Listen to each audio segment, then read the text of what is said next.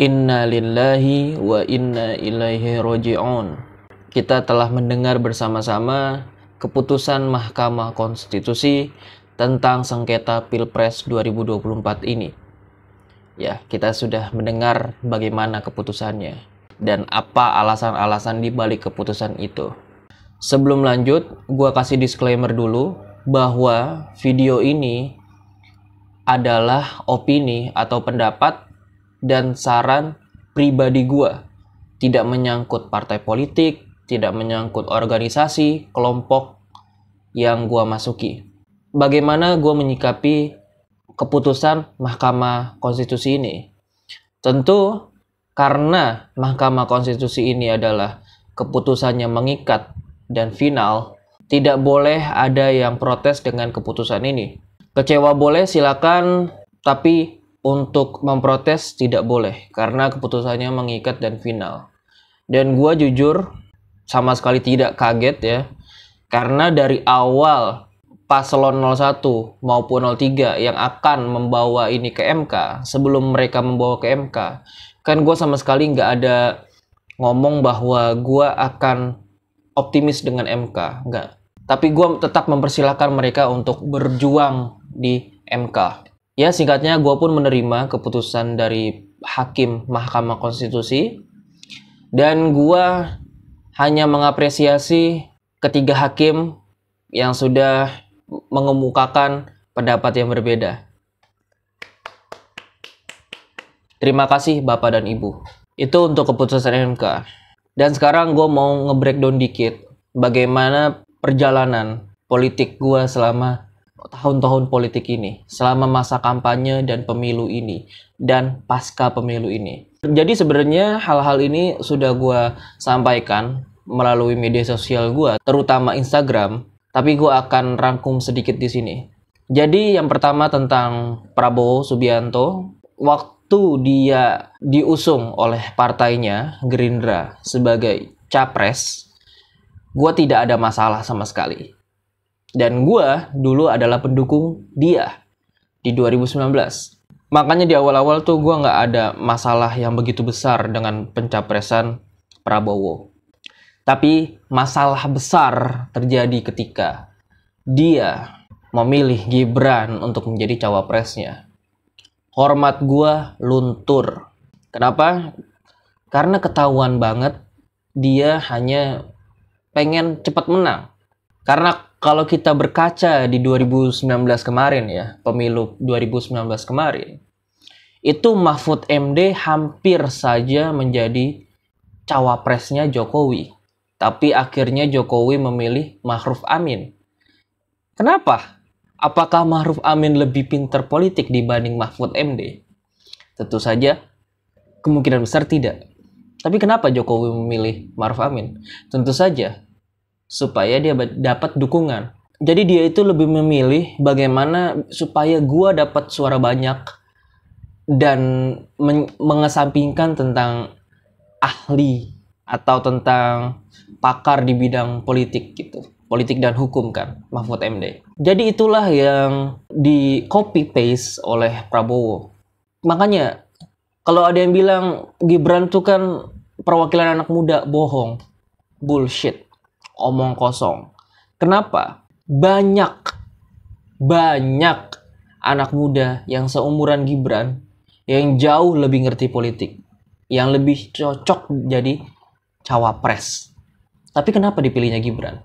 Ya karena Gibran itu anaknya Jokowi, supaya lebih cepat menang.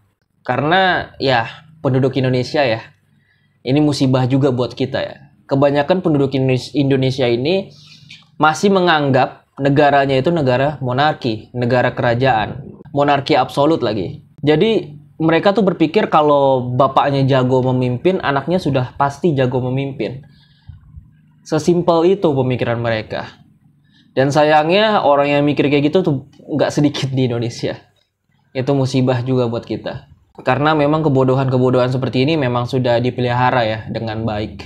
Ya kembali lagi Prabowo itu sangat jelas memilih Gibran hanya untuk mengangkat suara pendukung-pendukungnya Jokowi. Dan gue masuk ke persoalan Gibran. Nah, Gibran ini gue udah sampaikan di media sosial gue bahwa kalau gue itu menjadi teman bermainnya Gibran, ya, gue yakin gue bakal klop sama dia. Bakal seru main sama Gibran tuh seru menurut gue. Tapi kalau misalkan dia menjadi pejabat publik, menjadi wali kota Solo, menjadi cawapres, walaupun gue menjadi temannya, gue akan menolak. Karena kenapa? Gibran belum cocok untuk menjadi pejabat publik. Tapi gue yakin secara pribadi dia orang yang seru. Jadi semua yang di video ini, yang gue kritik adalah jabatan publiknya, politisinya.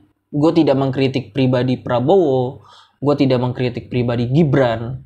Gue hanya mengkritik apa yang ia tampilkan sebagai politisi. Itu aja. Coba gue bilang ke lu nih, Najwa Shihab, apa yang pertama kali terfikir oleh lu? Wartawati, wanita karir, atau yang lainnya? Gue yakin hanya sedikit dari lu yang mengasosiasikan Najwa Shihab dengan ayahnya, Quraish Shihab. Yang padahal Pak Quraish Shihab adalah seorang tokoh agama yang namanya cukup besar di Indonesia. Tapi kenapa hanya sedikit yang mengasosiasikan Najwa Shihab dengan bapaknya, Quraish Shihab? Karena Mbak Nana ini sudah memiliki warna tersendiri. Sudah seakan-akan lepas dari bayang-bayang bapaknya. Dan itu bagus. Karena dia punya keahlian dan bisa dilihat masyarakat sebagai Mbak Nana, bukan Quraish Shihab.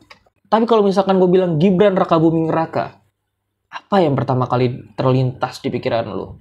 Gue yakin banyak yang mikir Joko Widodo, Jokowi. Karena Gibran itu belum lepas dari bayang-bayang ayahnya. Gibran belum merdeka.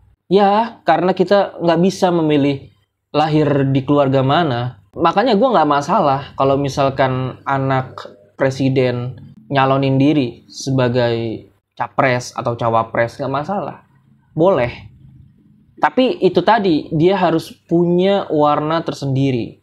Dia harus lepas dari bayang-bayang ayahnya, atau ibunya, atau pamannya, atau segala macam. Nah, persoalan paman nih. Ini juga memperkeruh nih, soal paman di MK.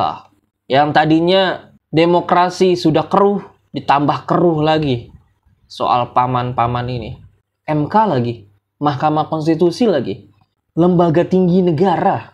Oke, Prabowo sudah, Gibran sudah. Gue mau lanjut ke bagaimana sikap gue ke depannya. Ke depannya, gue sudah bilang bahwa gue akan jauh lebih santai. Gue akan lebih banyak tertawa. Karena dagelan-dagelan politik akan lebih banyak lawakannya. Pasti teman-teman juga akan tertawa. Dan kalau bisa gue pakai kata instruksikan, gue menginstruksikan untuk jangan membela masyarakat yang bodoh dan miskin. Yang waktu kampanye dan pemilu kemarin itu suaranya bisa dibeli. Jangan membela mereka lagi. Kalau misalkan ada kebijakan-kebijakan yang menyengsarakan mereka, jangan dibela. Biarkan mereka saja yang demo. Biarkan mereka sendiri yang jalan demo ke lembaga negara. Kita tidak perlu protes. Dan untuk teman-teman semua, rekan-rekanku, rekan seperjuangan, entah itu di Amin Muda, Ubah Bareng, Humanis, apalagi banyak lah ya. Dan seluruh masyarakat Indonesia yang memilih paslon Amin, terima kasih atas perjuangannya selama ini. Entah itu dari tenaga, entah itu dari harta, entah itu dari pikiran. Kita bangga ya menjadi masyarakat perubahan. Tapi nampaknya bangsa Indonesia ini belum mau berubah. Dan privilege terbesar pada 1-2 tahun ini adalah menjadi bagian dari barisan perubahan. Ya, gue akan tetap ngomongin soal politik, Gue akan tetap ngomongin soal muslim, gue akan tetap ngomongin soal pendidikan. Tapi khusus untuk politik ini mungkin gue akan lebih banyak tertawanya ke depan. Karena kita cinta Indonesia. Tapi kalau Indonesia tidak mau kita cintai, buat apa?